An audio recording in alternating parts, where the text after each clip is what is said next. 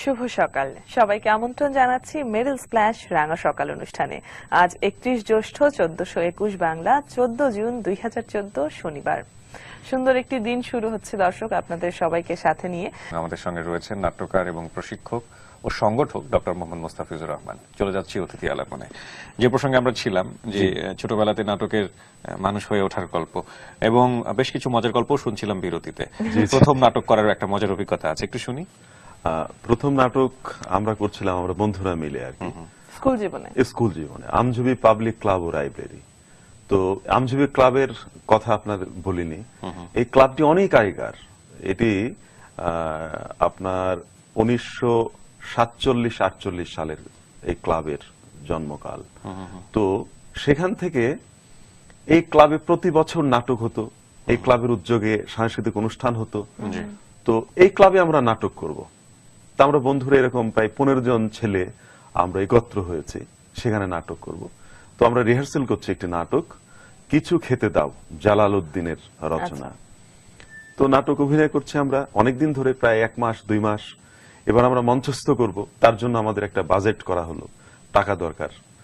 এই টাকা কে দেবে? আমরা তখন স্কুলে পড়ি, আমরা নাই 50 টাকা বা 100 টাকা কোনোভাবে মার কাছ থেকে নিয়ে দেব, টাকা হয় না। শেষে আমরা ঠিক করলাম, তা আমরা সেই ডালগুলো নিয়ে, আমাদের পাশে বিরাট নদী কাজলা নদী, সবসময় পানিতে ভরপুর থাকতো, সেই কাজলা নদীতে নিয়ে গেছি। নিয়ে আমরা সবাই বুক সমান পানিতে নেমে এইভাবে ঠেলে ঠেলে অনেক দূরে নিয়ে গেছি। নিয়ে আবার সেই ডাঙায় তুলেছি। তখন কাঠ ব্যবসায়ীরা ওখানে এসে বসে থাকবেন, তাদের সাথে আগেই কথা হয়েছে আমাদের, তাদেরকে দিলাম এবং তারা খুব সামান্য টাকা আমাদেরকে দিলেন। তো সেই টাকা দিয়ে, তাতেই আমরা খুশি, সেই টাকা দিয়ে আমরা নাটক করলাম কিছু খেতে দাও। কিছু খেতে দাও, কিছু খেতে দাও। তো নাটকের খুব খুব ভালো প্রযোজনা হলো, আমরা শো করলাম। তো অনেক লোকজন এসছে, রাত্রিবেলায় 12টা পর্যন্ত নাটক হচ্ছে, ফুল লেন্থ ড্রামা। সেখানে আমি অভিনয় করেছিলাম জ্ঞান মাস্টার, একটি বৃদ্ধ চরিত্র, খুব ইন্টেলিজেন্ট, দাড়ি হয়ে গেছে মুখে, এইজন্যই জ্ঞান মাস্টার আর কি। সে সব ভালো কাজগুলো করে গ্রামের আর কি। তো সেই চরিত্র অভিনয় করলাম। আমাদের বন্ধুরা আরো অনেক ডাল কেটে জ্ঞান মাস্টার, সেরকমই হয় আসলে। এই যে এই নাটকটিতে অভিনয়, নিজেরা একটি প্রযোজনা নামানো, এটা নিশ্চয়ই একটা বড় অভিজ্ঞতা ছিল এবং এরপর নিশ্চয়ই আগ্রহ আরো বেড়েছিল, ধরেই নিতে পারি আমরা। হ্যাঁ, পুরো গাছ কেটে এবার নাটক সেটার পরবর্তীতে হয়নি, কারণ আমরা যখন এটা করলাম, তারপরে 16 ডিসেম্বর, 21 ফেব্রুয়ারি, 26 মার্চ এগুলোতে তিনি আমাদেরকে ফান্ড দিলেন। এবং আমরা একটা ব্রোশিয়ার বের করতাম এবং ওইখানে নাটক করতাম। ওনার গুণকীর্তনও থাকতো নিশ্চয়ই, যেহেতু উনি, এবং এটা সব ডিসি কিন্তু করেননি, জি আমাদের ওই সময় মনে পড়ে। যিনি ভালো কাজ করেন তার গুণকীর্তন করতে কোনো সমস্যা নেই। এই যে নাটক, এরপরে পড়াশোনার জায়গাতে আসি এবং অদ্বিতীয় আপনার প্রোফাইলে যেটা বলছিল যে ঢাকা বিশ্ববিদ্যালয় থেকে আপনি এমন একটা বিষয়ে পিএইচডি করেছেন যেটা রীতিমতো আমাকে অবাক করেছে ব্যক্তিগতভাবে, একেবারেই ডিফারেন্ট একটা সাবজেক্ট। সেই পড়াশোনার ট্র্যাকটা একটু আমরা জানি, কলেজ এবং বিশ্ববিদ্যালয়ের কথা। আমি স্কুল কলেজ তো মেহেরপুর পড়েছি, আপনি মেহেরপুর গভর্নমেন্ট কলেজ, এবং সেখান থেকে আমি ঢাকা বিশ্ববিদ্যালয়ে ভর্তি হবো বলে ঢাকাতে আসি। আচ্ছা। তো আমি পরীক্ষা দিই, এমন সময় লক্ষ্য করি যে ভারতে পড়াশোনার জন্য একটি সার্কুলার দেখলাম পত্রিকায়, শিক্ষা মন্ত্রণালয়।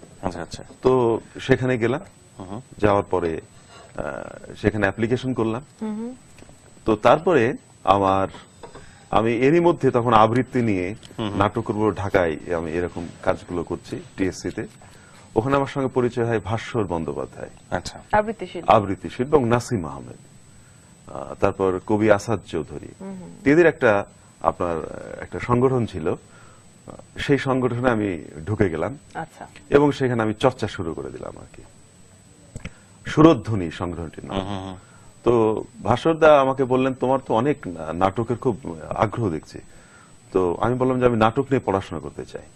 তিনি বললেন যে তাহলে তুমি কলকাতায় চলে যাও, রবীন্দ্র ভারতী। বললাম যে আমি তো এরকম শুনেছি ওখানে, আমি তো কখনো যাইনি, ওখানে যাব, এর জন্য কি করতে হবে আমাকে? স্যার, আমরা শুনছিলাম আপনার পড়াশোনার প্রসঙ্গে এবং রবীন্দ্র ভারতীতে পড়ার আগ্রহ ছিল, কিন্তু কিভাবে পড়তে হয় জানতাম, কিভাবে পড়তে হয় জানতাম না। রাইট। তারপর ভাস্বরদা আমাকে বললেন যে ওখানেই কিছু নিয়ম আমাকে বললেন। তারপরে দেখলাম একটি বিজ্ঞাপন এবং সেই অনুযায়ী আমি শিক্ষা মন্ত্রণালয়ে যোগাযোগ করলাম। আচ্ছা, তারপর আমি চলে গেলাম কলকাতায়, একাই চলে গেলাম, আমার প্রথম কলকাতায় যাওয়া আর কি। তারপরে তো সেখানে সবই জানলাম, ফর্ম নিলাম, অ্যাপ্লিকেশন করলাম, তারপর ফিরে এলাম। ফিরে আসার পরে শিল্পকলা একাডেমির নাট্যকলা বিভাগে চাকরি করতেন মধু ভাই, একজন আর্টিস্ট। আচ্ছা, তো মধু ভাইকে বললাম যে মধু ভাই এই ব্যাপার, ওখানে আমি গিয়েছিলাম এবং শিল্পকলায় তো সবসময় তখন থেকে যেতাম। তারপরে উনি আমাকে আরো কিছু পরামর্শ দিলেন, তারপর ইন্টারভিউ দিলাম, চান্স পেলাম, ভর্তি হলাম। ইতিমধ্যে আমার স্কলারশিপটাও হয়ে গেল। বাহ, তো তারপরে তো ওখানে আমি পড়াশোনা শুরু সব করলাম। চিন্তা দূর হয়ে গেল। হ্যাঁ, সব চিন্তা দূর হয়ে ক গেল। বছর থাকা হলো কলকাতায়? আমি 8 বছর ছিলাম কলকাতায়। মানে কোর্সটাই কি 8 বছরের ছিল নাকি কোর্সটা সবকিছু হলো মিলিয়ে? 5 বছর, আচ্ছা। কিন্তু আমাদের টাইম বেশি লেগেছিল। কোর্স ডিউরেশনও বেড়ে যায় আর কি, নতুন থিয়েটার, নতুন আপনার প্রক্রিয়াগুলো সংযোজন করে নেয়। এই জন্য আর কিছু সিলেবাসের জটিলতা ছিল, তার জন্য আমাদের 2 বছর বেশি সময় লেগেছে। আচ্ছা এটা 8 বছর আমি ছিলাম সেখানে। আচ্ছা, 8 বছর কলকাতায় থাকা জি। এবং জীবনের সবচেয়ে বলতে পারি যে একেবারে উর্বর সময়টাতে হ্যাঁ, উর্বর সময়টা, জি, কলকাতায় জ্ঞান অর্জন জি, করা। জি, জি। তারপরে ফিরে আসা এবং ফিরে আসার পরে কিভাবে সময় নিয়ে কিভাবে এগিয়ে গেলেন? ওখানকার কথা একটু বলি। ওখানে আমি শুধু পড়াশোনা করতাম এবং খুবই সিরিয়াস ছিলাম। এবং ওখানে আমার স্যার আমাকে বলতেন যে নাটক শুধু করলেই হবে না, নাটক নিয়ে অনেক বেশি লেখাপড়া করতে হবে, উপন্যাস পড়তে হবে, গল্প পড়তে হবে, কবিতা পড়তে হবে, নাটক পড়তে হবে, বিদেশি নাটকগুলো। জি। এগুলো না পড়লে অভিনেতা হওয়া যাবে না বা নাট্যকার নির্দেশক হওয়া যাবে না। ফলে শুধু নাটক করবো এই মানসিক অবস্থা পরিবর্তন করতে হবে। তো ওখানে গিয়ে আমার এই অবস্থা আস্তে আস্তে পরিবর্তন হলো এবং ওখানকার 8টি লাইব্রেরির আমি মেম্বার ছিলাম। 8টি? 8টি লাইব্রেরি এবং পড়াশোনা করতাম। এবং যেখানে ইউসিস বলে একটা লাইব্রেরি, 2টির বেশি বই দিত না, আমাকে 10টি পর্যন্ত বই দিয়েছিলেন। কারণ আমি এত পড়াশোনা করতাম এবং যথাযথ সময় বই জমা দিতাম। তারপর তাদের সাথে এত আন্তরিক অবস্থা তৈরি হয়ে গেল যে, এবং তখন থেকে আমার লেখা শুরু। ওকে। এবং 93-তে যখন আমি অনার্স পাশ করে ঢাকায় আসি, এসে তখন আমি আমার প্রথম গ্রন্থ রচনা করি, স্তানিস্লাভস্কি পদ্ধতি অভিনয় প্রথম 10টি পাঠ। অভিনয়ের ব্যাকরণ রচনা করেছিলেন সার্গেভিচ স্তানিস্লাভস্কি। তিনি 10টি পাঠের মধ্য দিয়ে তার এই পদ্ধতিকে তিনি রচনা করেছিলেন। ওকে। তো সেটি আমি আমার মতো করে সাজিয়ে গ্রন্থটি রচনা করি এবং এখান থেকে প্রকাশ হয় আর কি, নাট্যমহলে সেটা প্রশংসিত হয়েছে। প্রশংসিত হয় আর কি। এক অদ্ভুত ব্যাপার লাগছে আমার কাছে যে কলকাতাতে 8 বছর কাটিয়ে এসে আপনি ঢাকা বিশ্ববিদ্যালয়ে পিএইচডি করলেন। সেটা তো অন্য কোথাও হতে পারত, কেন ঢাকা বিশ্ববিদ্যালয় হলো? সেটা আমি যখন চলে আসার পরে দেখলাম অনেকদিন আমি ছিলাম, আবার পিএইচডি করি, তাহলে পরে আরো 3-4 বছর চলে যাবে। আবার আম্মা একা বাসার মধ্যে, আমার 3 বোনের বিয়ে হয়ে গেছে। ওকে। আমার আম্মা দেখলাম যে খুব অসহায় বোধ করছিলেন, আমারও ভালো লাগছিল না। আবার মনে হচ্ছিল যে না, পিএইচডি করে গেলে বেটার, আমার পিএইচডিটা হয়ে যেত, নইলে যদি না হয় পিএইচডি আর করতে না পারি। তো এরকম দোলাচালের মধ্যে আমি ঢাকায় চলে আসি এবং এই সময়ের মধ্যে আমার বিয়ে হয়ে যায় আর কি। তো আমার স্ত্রীর সঙ্গে আমি আলোচনা করি যে এখন পিএইচডি করা দরকার। সে তখন ওখানকার স্টুডেন্ট, ওকে। সে মাস্টার্সে পড়ছে ঢাকা ইউনিভার্সিটি? না, রবীন্দ্র ভারতী। আচ্ছা। তো খুব ব্রিলিয়ান্ট, খুব ভালো গান গাইতো, ভালো কথা বলতো। তো সে ফার্স্ট ক্লাস ফার্স্ট হয়েছিল আপনার মিউজিক ডিপার্টমেন্ট। বাহ। তো সে আমাকে বললো যে না, এখন পিএইচডি না করে এখন আমার মনে হয় যে একটা চাকরিতে ঢোকা দরকার, তারপরে কিছুদিন পরে আবার পিএইচডি করা যাবে। আর আমিও চলে আসছি এর মধ্যে। তারপরে আমরা দুজনে আলোচনা করে সিদ্ধান্ত নিলাম যে না, তাহলে এখানে শুরু করি, কোন একটা জব শুরু করি, তারপরে আমরা একসাথে আবার দুজন চলে যাবো। খুব বড় গ্যাপ থাকেনি, 2 বছর বা 3 বছর। আচ্ছা। এরপরে আমি একটি প্রাইভেট ফার্মে চাকরি করতাম। আচ্ছা। পরে আবার আমি স্কলারশিপ পেলাম কলকাতাতেই? শিক্ষা মন্ত্রণালয় এখানেই। আমি এবং আমার মিসেস দুজনেই স্কলারশিপ পেলাম। তারপরে চাকরি ছেড়ে চলে গেলাম। চলে যাওয়ার পরে ওখানে গিয়ে আমি যে বিষয় নিয়ে পিএইচডি করব, সেই বিষয়ে সুপারভাইজার আমার সঙ্গে কথা বলার পর দ্বিমত পোষণ করলেন। বললেন যে এইসব বিষয়ে পিএইচডি না করে এইভাবে, তারা কিছু আমাকে বললেন, এটা আমার পছন্দ, মানে বিষয় ওটা নির্বাচন করে দিতে চাচ্ছেন? নির্বাচন করে দিতে চাচ্ছেন, কিন্তু আমার বিষয় এটা বলছেন এই বিষয়ে হবে না পিএইচডি। ওকে। তা আমি বললাম যে কেন এই বিষয়ে পিএইচডি হবে না? তার বলে এই বিষয়ে অনেক বই টই পাওয়া যায় না, আরো নানান রকম কথা আর কি। তখন আমার এটা পছন্দ হলো না, আমি তখন ফিরে এলাম। সুপারভাইজার তো আপনি নিজে সিলেক্ট করতেন, তাহলে সুপারভাইজার তো চেঞ্জ করতে পারতেন। আর এটা আমি যেহেতু আমার বিশ্ববিদ্যালয়ে গিয়েছি, আমি যাকে বলছি তিনি যদি আমাকে নিচ্ছেন না, বলছেন এই বিষয়ে করতে, অন্য একজন নেবেন না আর কি। ওকে, বলে যে তাহলে তো ইনসাল্ট করা হবে তাদেরকে আর কি, এই মর্মে যে এই বিষয়ে পিএইচডি হবে না। পরে এই বিষয়ে আমি বই রচনা করেছি, যেমন স্ট্যানিস্লাভস্কির অভিনয় পদ্ধতি তত্ত্ব ও প্রয়োগ। ওকে, তো বলছে স্ট্যানিস্লাভস্কি সম্পর্কে বই খুব বেশি নাই, আমাদের কলকাতা শহরে হয়তো 10টা কি 12টা বই আছে, তো 10টা 12টা বই পড়ে তো পিএইচডি হবে না। ডেটা কালেকশনটা করতে জি জি জি। তা আমি দেখলাম যে পাওয়া যাবে না, কেন আরো বই খুঁজবো। তারপরে আমাকে অনেকে পরামর্শ দিয়েছেন রুশ ভাষা শিখতে হবে, আর রুশ শিখে তারপরে আবার রাশিয়াতে গিয়ে বই কালেক্ট করা, তারপর ইন্ডিয়াতে এসে স্কলারশিপ নেবে। এটা নিয়ে আর আমি আর বেশি দূর এগোতে চাইনি। আমি ফিরে এলাম। ফিরে আসার পরে শিশু একাডেমিতে আমি একটা কাজ করছিলাম, একটা পার্ট টাইম জব করছিলাম। শিশু একাডেমির আপনার সব বিভাগগুলো আছে, নাট্যকলা ছিল না, আবৃত্তি ছিল। সেখানে আবৃত্তি বিভাগ পরিচালনা করতেন হাসি সিদ্দিকী। আমি হাসি আপা মারা গেছেন, তিনি পরিচালনা করতেন, আর ছিলেন নাসিম আহমেদ। তো আমি সেখানে গিয়ে ঢুকলাম। তো তখনকার পরিচালক গোলাম কিবরিয়া সাহেব এবং সহকারী পরিচালক বিখ্যাত আপনার গিটার শিল্পী রেহানা মতলুব, তারা ভীষণ আমাকে সাহায্য করলেন এবং তারা বললেন যে ঠিক আছে, আবৃত্তি করে তুমি এটা যদি আলাদা করতে চাও করতে পারো। তো আমি প্রস্তাব দিলাম এবং আমি নতুন বিভাগের একটা সূচনা করালাম, নাট্যকলা বিভাগ, শিশু একাডেমি। তো তারা সে বিভাগটা করার জন্য প্রস্তুতি নিলেন এবং বিভাগটা হয়ে গেল এবং আমাকে বিভাগের প্রধান করে দিলেন। তো বিভাগে আমি ছাত্র ভর্তি করলাম। আমার মনে আছে প্রথম বছর 300 কি 350 ছাত্র ভর্তি হয়েছিল, সবচেয়ে বেশি স্টুডেন্ট ছিল। তো এরকম আরো ভর্তি করতে পারতাম, আমরা ভর্তি করিনি তখন। তো তাদের নিয়ে অনেকগুলো প্রোডাকশন করা হলো, বিভাগের চেহারাটাই চেঞ্জ হয়ে গেল। তো তখন একটা সমস্যা হলো যে এই বিভাগে অনেকগুলো বিভাগ আছে, যেমন চারুকলা আছে, মিউজিক আছে, ডান্স আছে, কিন্তু কোন বিভাগের কোনো নির্দিষ্ট কোনো সিলেবাস নেই। এবং তার জন্য কোনো বই নেই। এক আবৃত্তি বই ছিল নাসিম আহমেদ এবং হাসি সিদ্দিকের, আর কোনো বই নেই এবং পড়ানোর কিছু নেই। তো আমি এটা প্রস্তাব দিলাম, গোলাম কিবরিয়া সাহেব পরিচালক ছিলেন। আমি বললাম যে কিবরিয়া ভাই এই করা উচিত। উনি বলেন যে হ্যাঁ, খুব ভালো কথা, এটা করা উচিত, এটা করো। তো তখন আমি সিলেবাস তৈরি করলাম, আমারটা আমি করলাম। তারপরে মিউজিকের আমার মিসেস তখন ছিল, সে তখন মিউজিকের সিলেবাসটা করলো, ডান্সের সিলেবাস করা হলো। এই সব সিলেবাস গুলো করার পরে আমি সাবমিট করলাম। তারপরে উনি বললেন যে এটা বের করতে হবে, কিন্তু কয়েকজন তারা বলছে না, এটা বের করার দরকার নেই, এইভাবে শেখানো যাবে না, কারণ এইভাবে শেখাতে হলে তাদেরকে ট্রেন্ড হতে হবে। ট্রেন্ড না হলে তো এইভাবে শেখানো যাবে না। তো গোলাম কিবরিয়া সাহেব এবং সাংস্কৃতিক বিভাগ খুবই সহযোগিতা করলো এবং আমি নিজে এটা প্রকাশ করে ফেললাম তাদের সহযোগিতায়। সিলেবাস মুদ্রণ হয়ে গেলে প্রথম সিলেবাস মুদ্রণ হলো এবং আমি একটি বই লিখলাম, ছোটদের অভিনয়, এবং সেটিও প্রকাশ হলো। এবং আমাদের শিক্ষার্থীরা একটা পড়ার একটা প্রক্রিয়া বলো যে কিভাবে আমরা অভিনয় শিখবো। অভিনয় শুধু তো আমরা বলি প্র্যাকটিক্যাল প্র্যাকটিক্যাল প্র্যাকটিক্যাল, তো যে যারই প্র্যাকটিক্যাল করে তার কি থিওরি থাকবে না? থিওরি ছাড়া কি প্র্যাকটিক্যাল হয় না? এটা বোঝানো যাচ্ছিল না। তো বইটা রচনার পর এটা বোঝাতে পারলাম যে থিওরি এবং প্র্যাকটিস, আগে তত্ত্ব তারপর তার প্রয়োগ। তত্ত্ব না হলে কখনোই প্রয়োগ হয় না।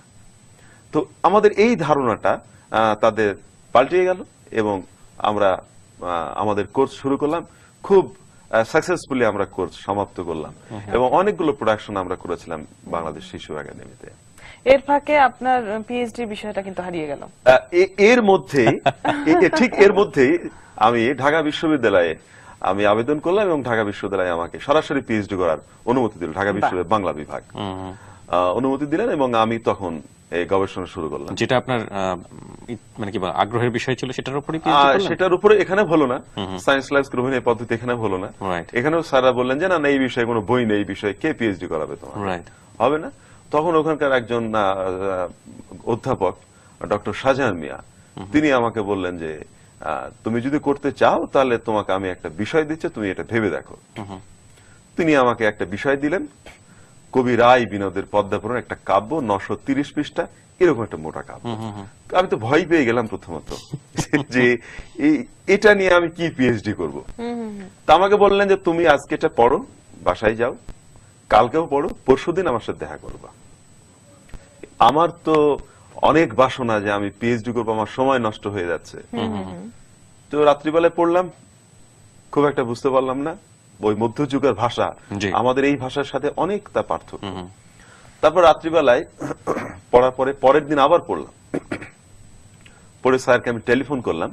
আমি বললাম যে স্যার, এই জিনিসগুলো তো আমি বুঝতে পারছি না। বলে এই জিনিসগুলোর অর্থ আলাদা, তুমি এটা পড়ো, পড়ে তারপর আমার কাছে আসো। তো পড়ে তারপর কাছে গেলাম, তিনি আমাকে কয়েকটা ল্যাঙ্গুয়েজ আমাকে বুঝিয়ে দিলেন, ফর্ম গুলো। তারপর দেখলাম অসাধারণ একটা কাব্য, মানে প্রত্যেকটা আপনার এত বড় কাব্য, প্রত্যেকটা কবিতায় মনে এক একটা ডায়ালগ, এবং সেই ডায়ালগের মধ্যে আমাদের দ্বন্দ্ব রয়েছে, কনফ্লিক্ট রয়েছে। হ্যাঁ, আমরা যে ওয়েস্টার্ন থিওরির কনফ্লিক্ট গুলো পাই, man against nature, Right. Man against man and man against fate, সবগুলোর মধ্যে আছে। আমার খুব ভালো লেগে গেল। তখন আমি স্যারের কাছে গেলাম, বললাম যে স্যার, এটাতে পিএইচডি হবে, আমি এর নাটকীয়তা গুণগুলো আমি বের করতে চাই। তিনি তো খুব চেয়ার থেকে উঠে এইভাবে বসলেন, বসে বললেন যে আমি অনেককে বলেছিলাম, অনেক বিখ্যাত ব্যক্তির নাম উনি বললেন, কিন্তু তারা বলেছেন যে এটা নিয়ে তো পিএইচডি হবে না। বললাম যে হবে স্যার, এটা নিয়ে। রায় বিনোদের পদ্মাপুরাণ কাব্যে নাটকের উপাদান, আমি নাটকের উপাদানগুলো আমি বের করবো সেখান থেকে খুঁজে খুঁজে। তিনি বললেন যে হ্যাঁ হবে, তাহলে তুমি সিনাপসিস রেডি করো। সিনাপসিস রেডি করলাম, ওনার কাছে দিলাম, জমা দিলাম। 15 দিনের মধ্যে ঢাকা বিশ্ববিদ্যালয় বাংলা বিভাগ আমাকে অনুমতি দিলেন, আমার তার পারমিশন দিলেন আর কি। তারপরে তো অনেকগুলো প্রক্রিয়া থাকে, সেই প্রক্রিয়াগুলোর পরে আমি রেজিস্ট্রেশন করলাম। এবং এই রেজিস্ট্রেশনের মধ্যে 2 বছর আগে কিন্তু থিসিস সাবমিট করা যায় না। জি। আমি সেখানে 1.5 বছরে আমি প্রায় 630 পৃষ্ঠা হাতে লিখেছি, 1.5 বছরের মধ্যে। এবং ঢাকা বিশ্ববিদ্যালয়ের লাইব্রেরিতে সকাল 9টায় ঢুকতাম, রাত্রি 9টায় আমি বেরোতাম। টানা কাজ করেছি আমি 1.5 বছর। তো এই 1.5 বছরে কাজ করার পরে আমি যখন রেডি করে স্যারের কাছে দিলাম, স্যার তো খুব খুশি। তিনি রেডি করে দেখে বললেন যে কম্পোজ করে ফেলো। কম্পোজ করে একদম রেডি হয়ে গেল, সাবমিট করব। বিশ্ববিদ্যালয় আমাকে পারমিশন দিলেন না। বিশ্ববিদ্যালয়ের রুলস হলো যে 2 বছরের নিচে কোনো থিসিস সাবমিট করা যাবে। রাইট। তো যথারীতি আমাকে অপেক্ষা করতে হলো, এবং 2 বছর পরে আপনি ফার্স্ট কেন হলেন সেটাই আপনার অপরাধ, মানে আপনি কেন দ্রুত আমি কাজ করবেন? দ্রুত কেন করবো? পিএইচডি করলে 5 বছর, 10 বছর, 7 বছর সময় লেগে যায়। 12 বছর, 15 বছর হ্যাঁ, লাগে। আমি এটা কেন করব? কেন করলাম? এটা তো কেউ কখনো করেনি। Right. কিন্তু আমি তো সময় নষ্ট করিনি। পিএইচডি করতে গিয়ে দেখবেন যে অনেক সময় নষ্ট করে, অনেক বেড়াতে যায়, ঘুরে বেড়াই, জি। গল্প করে, হারিয়ে যায়, তারপরে করে। তো এইগুলো তো আর আমি নষ্ট করিনি। জি, এবং শেষ পর্যন্ত 2 বছরই সেটা কমপ্লিট হলো। হ্যাঁ, 2 বছরে সেটা হয়ে গেল, পিএইচডি হয়ে গেল। বাহ, বাহ। এবং পরীক্ষক রেজাল্ট দিলেন। তো রিপোর্ট গুলো পরে আমি দেখেছি। তিনি লিখেছেন যে মধ্যযুগের বাংলা কাব্যে নাটকের উপাদান, এই শিরোনামটাই আমাকে চমৎকৃত করেছে এবং অনালোকিত দিগন্ত উন্মোচন করেছে। আমি বইটার মধ্যে এগুলো ছেপে দিয়েছি, যে পরীক্ষকরা যে মন্তব্য করলেন এই বইটার মধ্যে থাক, আমাদের আগ্রহী পাঠক এবং শিক্ষার্থীরা এটা পড়ে অনেক তার মানে এটার প্রকাশনা আছে, এবং আমাদের যারা পড়তে চান, জি, জি, যারা জি। পাঠক আছে, তারা চাইলে বাজার থেকে বইটা বাজার কিনতে থেকে পারে। স্যার, আপনার বর্তমান কাজগুলো সম্পর্কে একটু জানতে হবে। অনেক কথা হয়ে গেছে এবং আমরা অনুষ্ঠানের শেষ ভাগে চলে জি এসেছি। জি জি। বর্তমান কাজের মধ্যে আমার লেখার কাজ একটা চলছে। আমি এখন একটি বই লিখছি, থিয়েটার ডিজাইন। থিয়েটার ডিজাইন অর্থাৎ একটা স্ক্রিপ্ট আপনার হাতে এলো, আপনি স্ক্রিপ্টটা পড়লেন, পড়ে স্ক্রিপ্টটা মঞ্চস্থ হলো, ফার্স্ট পারফরমেন্স, আপনি শো দেখলেন। এই যে প্রক্রিয়াগুলো আছে প্রথম থেকে শেষ পর্যন্ত, এই সব প্রক্রিয়াগুলো নিয়ে আমার এবারের গবেষণা গ্রন্থ বাহ। Theatre design. এই যে এখানে এতগুলো বই দেখতে পাচ্ছি আমরা, জি। বেশিরভাগই কি গবেষণামূলক? সবগুলো এখানে গবেষণামূলক। বাহ। এই বইগুলো সম্পর্কে একটু শুনি, বিশেষ করে আপনার যেটা মনে হয় আপনার উল্লেখযোগ্য কাজ। আমার একটি প্রিয় বই আছে, উল্লেখযোগ্য কাজ তো আমার পিএইচডি থিসিস বললামই। যেটা- আমার প্রিয় একটি বই, বইটা হচ্ছে স্টানিস্লাভস্কির অভিনয় পদ্ধতি। এই বইটা নিয়ে একটু আগে বলেছিলাম হ্যাঁ, হ্যাঁ। যে এটা নিয়ে আমি পিএইচডি করতে চেয়েছিলাম, কিন্তু এই সুযোগ আমার হয়নি, কলকাতাতেও হয়নি, ঢাকাতেও হয়নি এই বইটা নিয়ে। তো আমার প্রিয় বই হচ্ছে স্টানিস্লাভস্কির অভিনয় পদ্ধতি। এই মানুষটার এত বড় ফ্যান হয়ে গেলেন কেন? আমাদের অভিনয়ের জনক হলেন স্টানিস্লাভস্কি। চমৎকার। আমাদের দর্শকদেরকে একটু দেখিয়ে নেই যারা এই বইটি সম্পর্কে এতক্ষণ ধরে শুনছেন, এটা আসলে যদি অবসর সংগ্রহে প্রকাশনী রাখতে থেকে চান। বের হয়েছে। আপনারা যদি কালেকশন করতে চান অবসর প্রকাশনী থেকে আপনারা কালেকশন করতে পারবেন। হ্যাঁ, তো এই সায়েন্স কলেজের অভিনয়, এই মানে উনি অভিনয়ের একজন ব্যাকরণবিদ, অভিনয় কিভাবে করবেন, অভিনয় কি হবে সেটা তিনি প্রথম বলেছেন আধুনিক ভাবে, এবং তার পদ্ধতি বাদ দিয়ে অভিনয় সম্ভব নয়। আপনি জেনে করেন আর না জেনে করেন, তার পদ্ধতি আপনি ব্যবহার করছেনই, আচ্ছা, চমৎকার। এই আর কি। আপনার কাজের জায়গাতে আপনি প্রচন্ড হ্যাপি, এটা বোঝা যাচ্ছে আপনার কথা শুনে। কিন্তু একটা বিষয় তো অস্বীকার করার কোনো উপায় নেই যে নাটকের জায়গাতে যদি আমরা বলি বাংলাদেশে জি। লম্বা একটা সময় ধরে আমরা দেখছি যে কি বলতে পারি অকাল চলছে, কারণ অকাল চলছে। এবং নাটকটাকে ওইভাবে মানুষের কাছাকাছি নিয়ে যাওয়া সম্ভব হচ্ছে না বর্তমান সময়েও।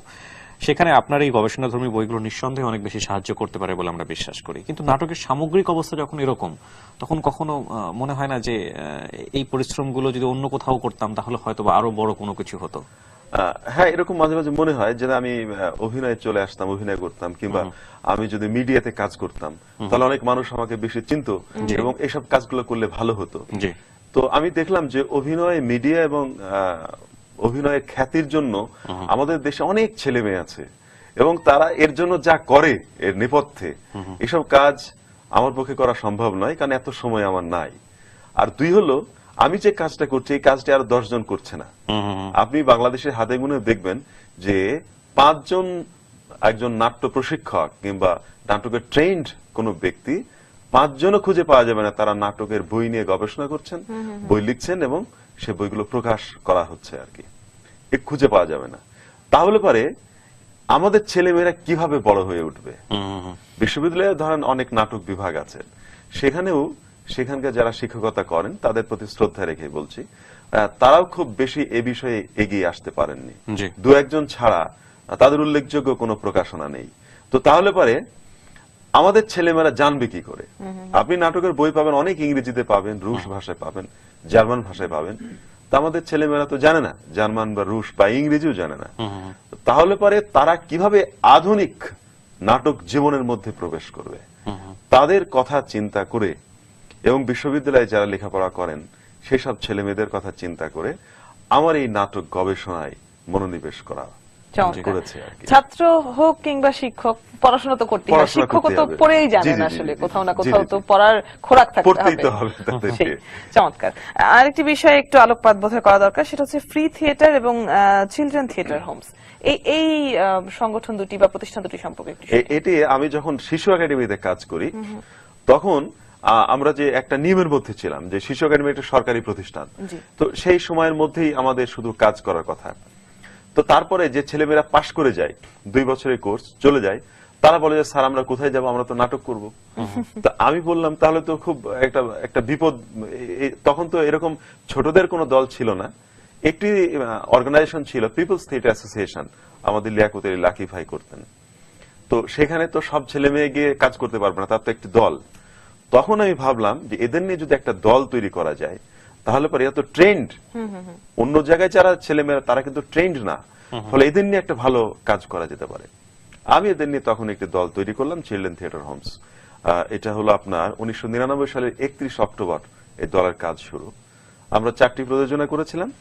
2005-এর পর আর কোনো কাজ করিনি, শুধু ওই 31 অক্টোবর এলেই একটু চা খাই, গল্প করি, আর আপনার এই ছেলে মেয়েদের সাথে একটু দেখা করি।